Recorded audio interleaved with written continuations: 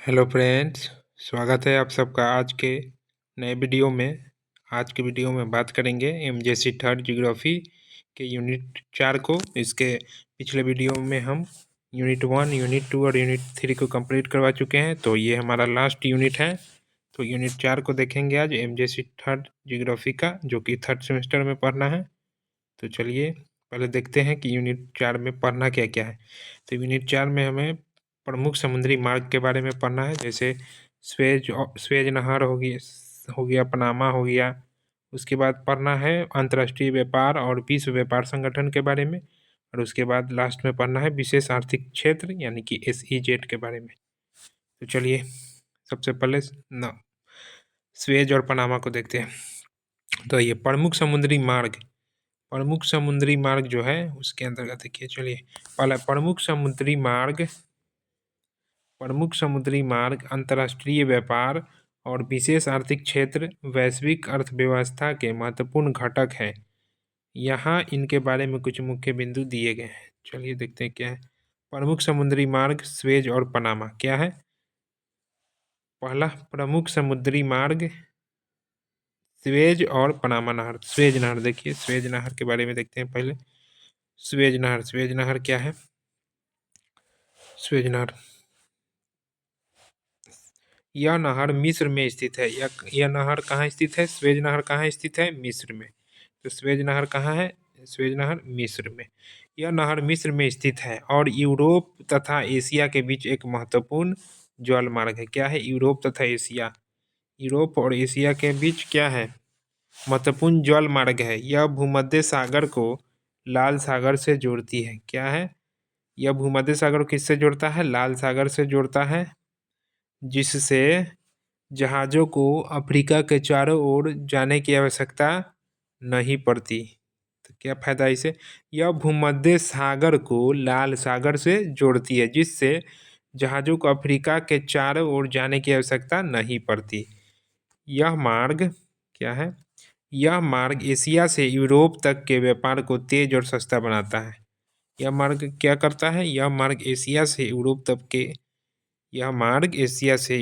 तक के व्यापार को क्या करता है? तेज और सस्ता बनाता है, दूरी कम हो जाता है इसलिए।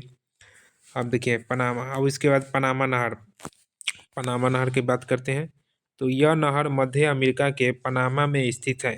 तो पनामा नहर कहाँ स्थित है? पनामा में ही स्थित है। पनामा एक देश है, मध्य अमेरिका का भाग है पनामा एक देश। तो यह नहर मध्य अमेरिका के पनामा में स्थित है और अटलांटिक महासागर को प्रशांत महासागर से जोड़ती है। मध्य अमेरिका का मतलब क्या हुआ? एक उत्तर अमेरिका है और नीचे में दक्षिण अमेरिका है। इसके बीच वाला भाग क्या हो गया? मध्य अमेरिका हो गया। तो यहीं पे एक पनामा देश है, ठीक है। उत्तर अमेरिका और दक्षिण अमेरिका के बीच में एक पनामा देश है, और यही इसी पनामा देश में कौन सा नहर है? पनामा नहर। तो यही लिखा हुआ है, यह नहर मध्य अमेरिका के पनामा में स्थित है और अटलांटिक महासागर को प्रशांत महासागर से जोड़ती है। यह उत्तरी और दक्षिणी अमेरिका के बीच का महत्वपूर्ण व्यापारिक मार्ग है। क्या है? उत्तरी, हाँ अभी हम बोले ना, उत्तरी अमेरिका, दक्षिणी अमेरिका और बीच में ये है। तो यह क्या कह रहा है? यह उत्तरी और दक्षिणी अमेरिका के बीच का महत्वपूर्ण व्यापारिक मार्ग है। तो यानी कि उत्तर अमेरिका और दक्षिण अमेरिका को जोड़ता है कौन?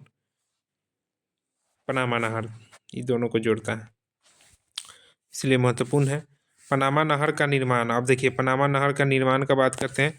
पनामा नहर का निर्माण 1914 में हुआ और यह जहाज़ों को दक्षिण अमेरिका के सबसे दक्षिणी छोर के चारों ओर यात्रा करने से बचाती है। अब चलिए पनामा को देख लिए, स्वेज को देख लिए। अब देखिए अंतर्राष्ट्रीय व्यापार और विश्व व्यापार संगठन यानी कि WTO, world trade organisation. WTO का फुल फॉर्म यही होता है ना, वर्ल्ड ट्रेड ऑर्गेनाइजेशन, विश्व व्यापार संगठन।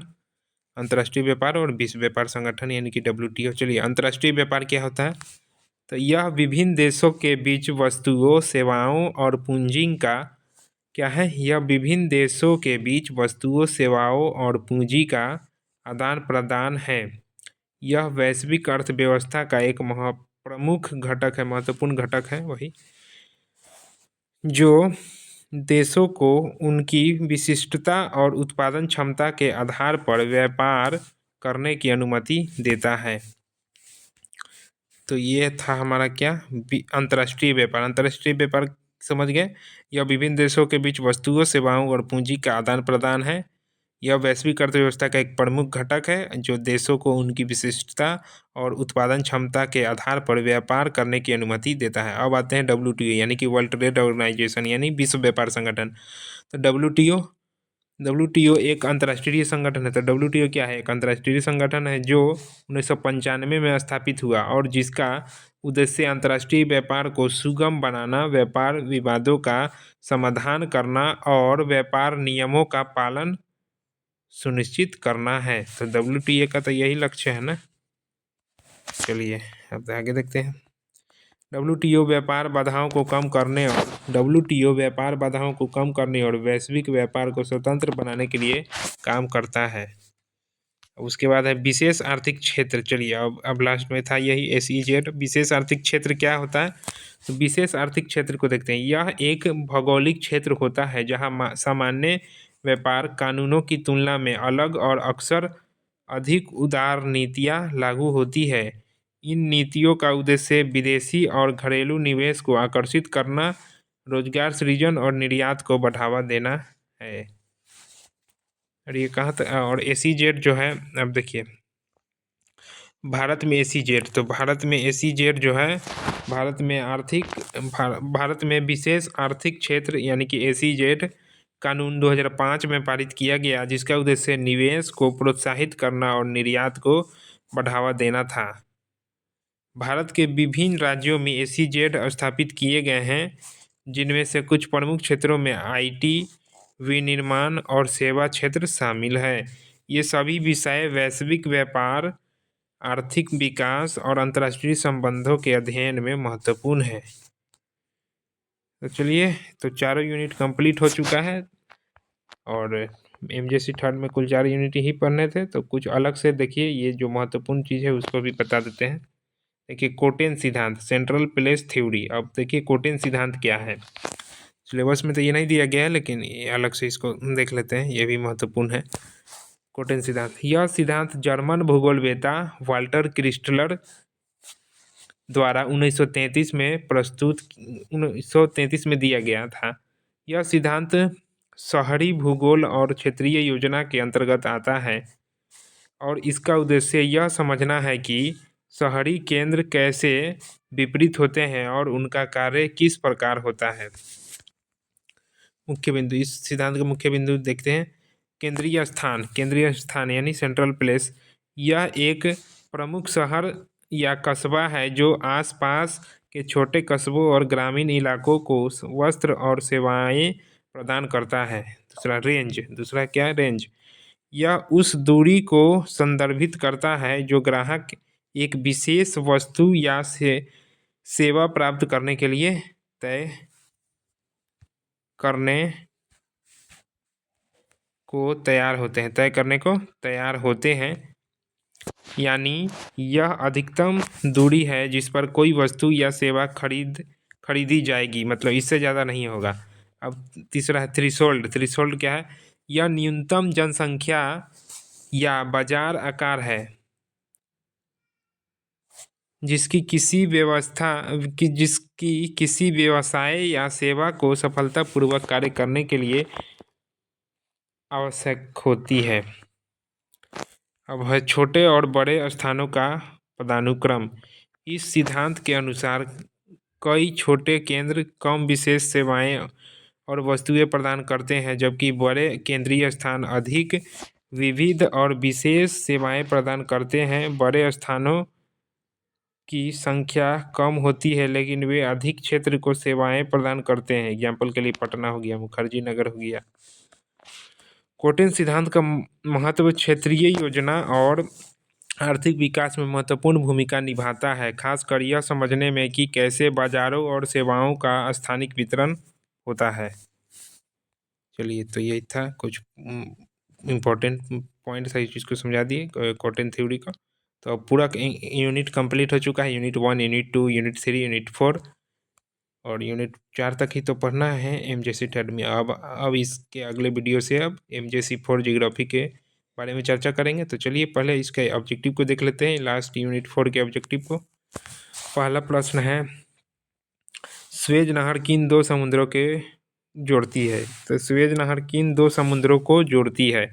तो अभी पता है ना, लाल सागर को भूमध्य सागर से जोड़ती है, यानी कि ऑप्शन ए ही हो जाएगा इसका सही आंसर। तो स्वेज नहर किसको जोड़ता है? लाल सागर को भूमध्य सागर से, या भूमध्य सागर को लाल सागर से, बात वही है। पनामा नहर किन दो महासागरों को जोड़ती है? तो अब बात है कि पनामा नहर किन दो महासागरों को जोड़ती है? अटलांटिक और प्रशांत महासागर को, अटलांटिक और प्रशांत महासागर को। स्वेज नहर किस देश में स्थित है? तो स्वेज नहर आपका स्वेज मिस्र में है। स्वेज नहर कहाँ स्थित है? तो स्वेज नहर मिस्र में स्थित है, यानी कि 3 का ऑप्शन बी। क्वेश्चन नंबर 4 है, पनामा नहर किस देश में स्थित है? पनामा नहर पनामा देश में स्थित है, जो मध्य अमेरिका के बीच में पड़ता है, यानी कि उत्तर अमेरिका और दक्षिण अमेरिका के बीच में जो देश है पनामा, वहीं पे है पनामा नहर। ठीक है, तो 4 का ऑप्शन क्या हो जाएगा? इसमें एक लग रहा है पनामा हो जाएगा, 4 का ऑप्शन डी हो जाएगा। क्वेश्चन नंबर 5 है, स्वेज नहर का उद्घाटन किस वर्ष हुआ? स्वेज नहर का उद्घाटन कब हुआ? तो 1869 में हुआ था स्वेज नहर का, option B. Question number 6, Panama नहर का उद्घाटन। देखिए, पनामा नहर का उद्घाटन हुआ था 1914 में, और स्वेज का हुआ था 1869 में। तो 1869 में स्वेज का हुआ और पनामा का हुआ 1914 में, याद रखिएगा। 6 का ऑप्शन बी। 7 नंबर क्वेश्चन पे आते हैं। 7 नंबर, स्वेज नहर किस महाद्वीप में स्थित है? स्वेज नहर किस महाद्वीप में स्थित है? अफ्रीका महाद्वीप में स्थित है, 7 का सी हो जाएगा। चलिए 8, पनामा नहर किस महाद्वीप में स्थित है? तो महाद्वीप का बात कर रहा है, महाद्वीप में स्थित है पनामा नहर। देखिए, स्वेज नहर जो है अफ्रीका महादेश में है, और पनामा नहर जो है वो उत्तर अमेरिका में है, उत्तर अमेरिका में। ठीक है, पनामा उत्तर अमेरिका ही, मध्य अमेरिका बोल सकते हैं, हाँ, तो उत्तर अमेरिका या मध्य अमेरिका भी बोल सकते हैं। तो ऑप्शन में जो दिखे, मध्य अमेरिका दिखे तो मध्य अमेरिका, यानी उत्तर अमेरिका दिखे तो उत्तर अमेरिका। तो पनामा नहर किस महाद्वीप में स्थित है? तो अमेरिका, उत्तर अमेरिका में। 8 का ऑप्शन दी। 9 नंबर, स्वेज नहर से किस मार्ग की दूरी कम होती है?